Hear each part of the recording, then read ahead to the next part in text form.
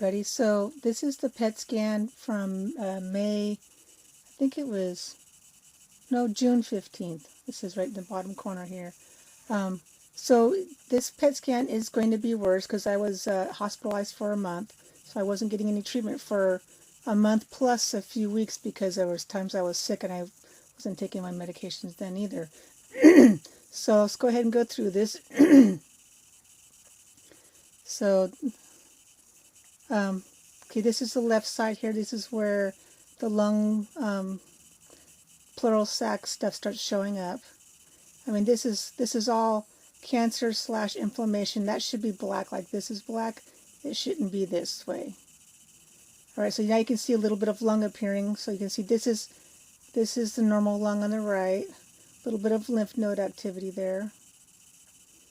You can see how thick this lining is around the lung. This is what's left of my left lung, and this is the right lung. So you can see it's quite a big difference in size, because really the lung should fill up all the space between, from side to side. So the lung should really be all the way across here, black. But instead, I'd say about 50% of it is filled with tumor / inflammation. This pleural sac is just huge. Another couple more lymph nodes. You can see here, so very thick, so very thick. But at least there's still some lung here. All right, so you can see how nice and clear the right side is. They said in my report that my manubrium and my sternum had some cancer in it, but really, it's just, there's nothing really hot in there, so I'm not sure. They were just noticing that, I have all these lytic looking spots where there's not much bone, it's just marrow. Okay, another thing we'll also notice too as we look through here, I mean, there's a little lymph node activity here, is that this is what's left of my pleural effusion, which is good. So I'm not getting more fluid around my lungs, but unfortunately, what is getting in there is the cancer. I mean, this part here is not very thick. You can see between the bone and the black, it's relatively thin, but between here and the black, it's, pretty thick. And so this is a small bubble of pleural effusion. This is the heart here, so you can see that the cancer is pressing right up against the heart. So that could be part of why some days I feel really tired, is because the heart's getting a little bit pressure on it. But it's all beating otherwise normally. Again, that's just one little bubble of pleural effusion there. But you see, look how big this right lung is. And then see how tiny what's left. I mean, that right lung should, the left lung should be from here to here. And from here all the way down to here. It should be black. And it's not. Of course, the heart would still be here. That's normal tissue. But that's fluid, that's air, and that's cancer and inflammation. So, what I found a little bit disturbing, another large lymph node there, is that when I looked at some of the other views, that the heart looks like it's like the cancer's kind of growing around the heart. So that's a little disturbing. This is just where the lung tissue is just kind of like barely there. And so you have the liver here, and this is the base of the left lung. And so you can see it looks like it's kind of scooting down towards the diaphragm. I think that's the spleen. I can't remember for sure. So this is one of the liver spots that they saw. There was two actually. But they're not like circles, they're just hot spots. So, but it's still concerning. So anyway, it's, but again, like I said, these are the kidneys. That's normal activity. No treatment for a month and a half. So the cancer was allowed to be at its full strength when I had this PET scan. So that's, explains some of why it looks so bad compared to the previous scan. So I do have a little hot spot on, I think they said it was my L4. And then there was another one, yeah, like L5 down here. That's your lumbar, your lower back by your hips. And see, then there's one of my hip tumors. I have two. There's the other one. So that's near the back side of me. But then, it's not, they're not, I mean, you compare this side, there's little, black spaces where the bone marrow would be. That's kind of around, but not very active there. So the hip tumors are more metabolically active, but luckily they haven't done extreme amount of damage yet. There's not like if this dark hole was over here, I'd be very concerned. I could be close to a hip fracture. But luckily, the little holes that are appearing in there are still relatively small. And they may be just physiological. I don't know. But something to definitely be aware of, because I don't want to break a hip. That would suck. And then just move on through. Everything else is pretty normal here. You have bladder, and then the legs. Should be nothing in there, nothing unusual. So really, it is worse, but again, with missing about a month and a half probably of treatment, it's understandable. But it was time to switch because the cancer in the chest was not getting any better. So here's another top-down view. So here's healthy lung, there's the heart, and this is the pleural sac that's just being consumed. You can see how small the lung capacity is on that side. There's a small pleural effusion. Not too terrible as it was before, so at least the pleural effusion's kind of calmed down. So this is not saying it's filled, but at that layer, the top, I think that's the back part. It's like there's the whole bottom part of the back side of my pleural sac is just completely covered in cancer. All right, so, and then I think you can also see the spine and hip nets on here as well. So there's one there, one there, one there, and the other one should be right up here somewhere. As we get to the back of it, there it is right there. Yep, so L4 and L5, and then the iliac bones that are down below here. Yep, there they are, ding ding. But, most otherwise, it's a few lymph nodes. It's mostly this darn left pleural sac that's just causing so many problems. And then there's some other lymph nodes and stuff, but I've had lymph nodes for the last 6.5 years. I don't think I've ever had a time when I didn't have at least one or two lymph nodes pop up. So that's the colored one. This is the black and white one, so that looks pretty terrible. But you can kind of see where, there's holes in, not holes, but there's places where the cancer hasn't filled in the sac yet. So, yeah, it looks pretty terrible. But, again, kidneys, bladder, normal. Those are the hip tumors, the two spine tumors. Those could be the hot spots in the liver, lymph nodes. So, not too much. I have some subpectoral, the muscles that you on your chest. I have some lymph nodes there that have been like that for a while. So, yeah. So yeah, it's time to change. So that's why I'm on a new medication called Enhurtu. It's every 3 weeks.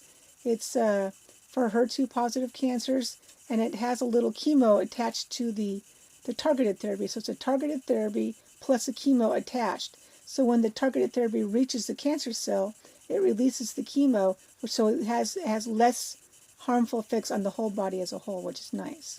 So my goal is hopefully to have this this treatment reduce this, because this amount of cancer in my body is creating metabolic problems called cachexia.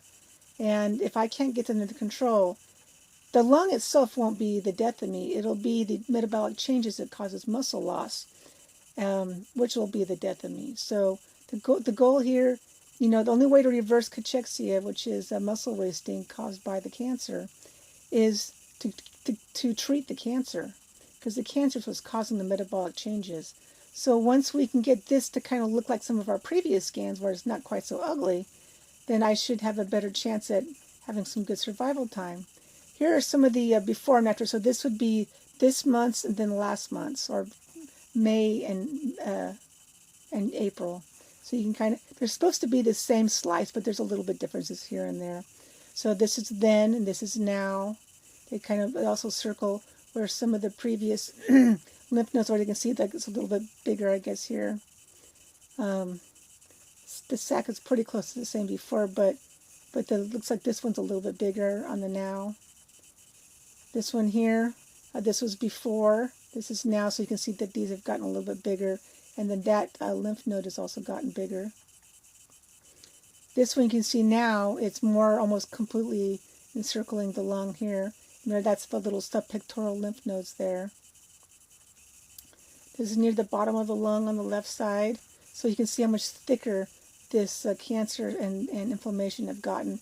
It's almost gone completely around now, where it wasn't before. So that's definitely, you can see again how hot and active that is. Again, this one I think is a slightly different view, because you can see how much bigger the right lung is now compared. So this is a little bit lower down. So this is a little higher up. So this is one of those where they're not exactly the same slice of body. But they can just show you how much thicker it has become. That's basically what they're showing there. And how that lymph node is quite a bit darker, bigger than it was before. Before and now. So you can see again, that's where the little loculated pearl fusion is right there. Yeah, there it is, of course. But as you can see, it shrank. So that we did do a pleural centesis while I was in the hospital. So they got about 100 and something milliliters out, but it helped. It gave me a little bit more lung space, but now the cancer's taken that over. So it's like, darn it. Okay, before and after. So that's currently. Yeah, I think we already saw these. So, yeah. That's just kind of, the gist of, there's the hip tumor. So before and after. That's what is going on now. On the other side, you can see this one's more active. But again, this is understandable because I missed the treatment because I was in the hospital. And then I was also not on my pills because I was sick. I had pneumonia. So I had pneumonia, which turned into sepsis, and I was on antibiotics for basically almost a month and a half. So yeah, that's the L4. I can't remember if that was a lymph node because that wasn't in the spine. It just looks like it's in the spine. But anywhoozles, so that's kind of a quickie there. Yeah, not good. Not good. Again, this one looks like it's a slightly different slice, but that's okay. So anyway, so I just wanted to give you a heads up. Yeah, it looks kind of icky, but, we're starting a new treatment, and I've gone through my, I think day 10 or 11 into my new treatment. I feel okay, all things considered. Hopefully it's working. In the last week, I've only lost 1 pound. So, and before we started the new treatment, I was losing almost 1 pound a day. So I'm down below 120 now. I think I'm about 117 right now. And according to the websites, the medical websites about cachexia, is that if you lose 25 to 30% of your weight, that's when most people succumb to the cachexia. So my goal basically is to stay above 100 pounds. So the longer I can stay above 100 pounds, the longer I can live. But that means I have to change my diet, add some amino acids, make sure I'm getting some exercise. Can't get too much because if I break down the muscle, it doesn't come back, and muscle weighs more than fat. And I've already lost a lot of muscle. I still have my fat because the cancer cachexia leaves the fat alone pretty much. It might break some of it down, but pretty much leaves the fat alone. So I still have like stuff hanging on my bones, but the muscle is greatly depleted. I'm very weak compared to what I was like 2-3 months ago. So it really did the number up very quickly. But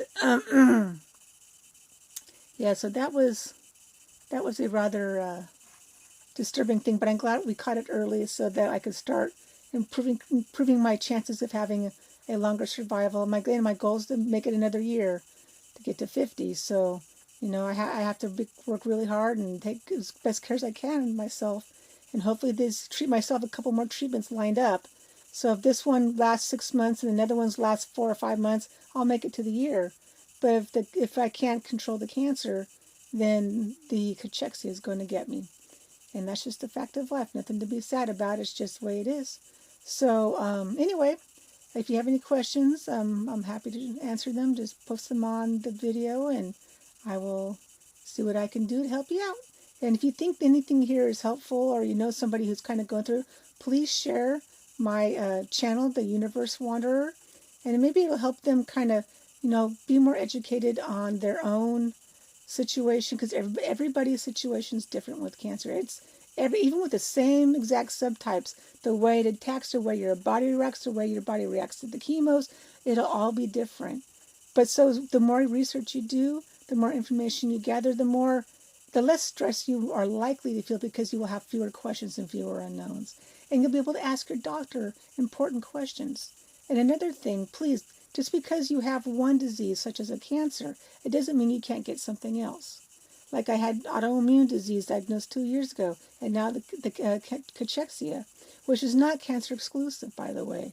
But this particular one, cancer cachexia, is from the cancer. So just, always be on the lookout. Don't always assume that your side effects are from the treatment.